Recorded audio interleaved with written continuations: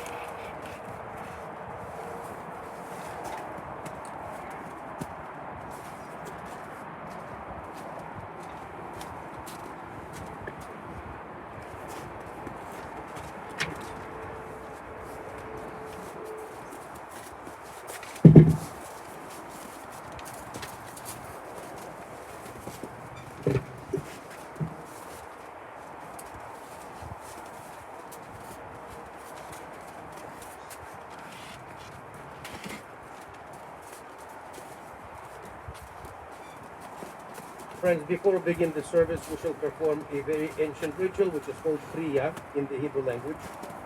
The ritual in question dates back to the biblical period of our history. In the text of the Tanakh, of the Hebrew Bible, we find that whenever people receive sad news of the passing of a loved one, they'll tear their clothes and put a dust upon the head as a sign of mourning. And the custom of rending our garment when a close relative departs from this world. I'd like to ask Eileen, Barry, and Stephen, please make a vertical tear on the ribbons that were given to you. You may be assisted by someone else if it's difficult for you to do on your own.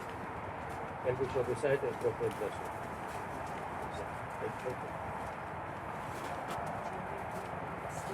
Yes, and you. Yes.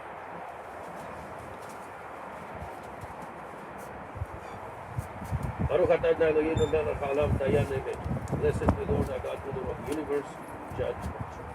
Amen. In the first half of the 18th century, in western Ukraine, there was a great man who is known in our tradition as Baal Shem Tov, or simply Besht. It is not a real name. It literally means owner of a good name.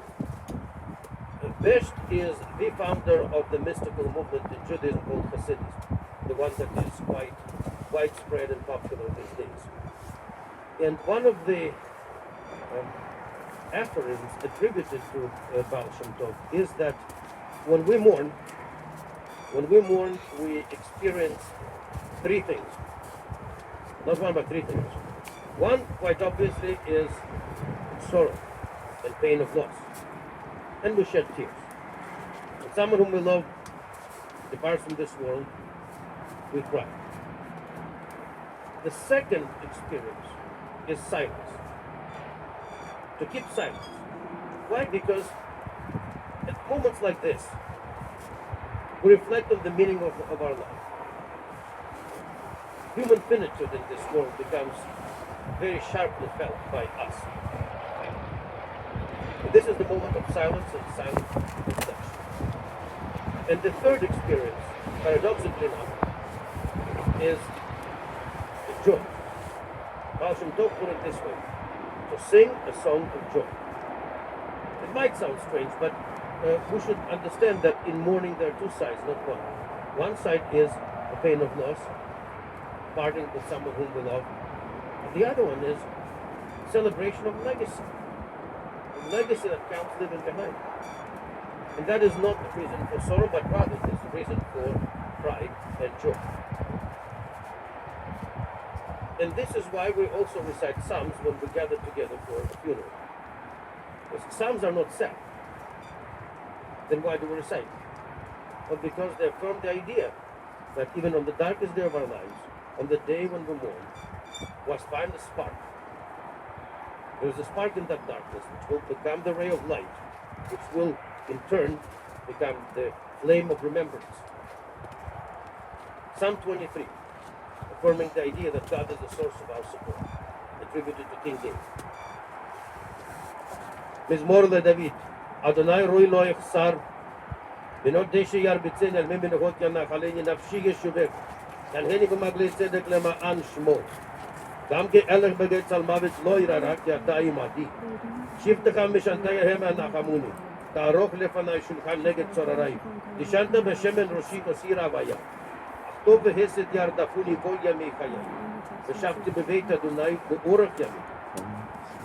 The Lord is my shepherd, I shall not want. Maketh me to lie down in green pastures. Leadeth me beside the still waters, restoreth my soul. He leadeth me in the straight paths for his name's sake. Yea, thou walk through the valley of the shadow of death, I will fear no evil, for thou art with me. Thy rod and thy staff, they comfort me. Thou preparest the table before me in the presence of mine enemies. Thou hast anointed my head with oil, my cup runneth over. Surely goodness and mercy shall follow me all the days of my life, and I shall dwell in the house of the Lord. The soul of our dear Cal is now with Almighty, but you also continue to live here on earth, in our hearts and our minds. So let us remember Cal, and let us celebrate his legacy. Let us remember him with love, with gratitude, and I'm not afraid of this word, with joy. Now, when I was a student, when I was a young man and studied at the Rabbinical Academy, I had a teacher, a professor of history, who was, I think it was like 98 and a half at the time when he taught my class. And he told me something that surprised me then, but I think he was absolutely right. It was very true.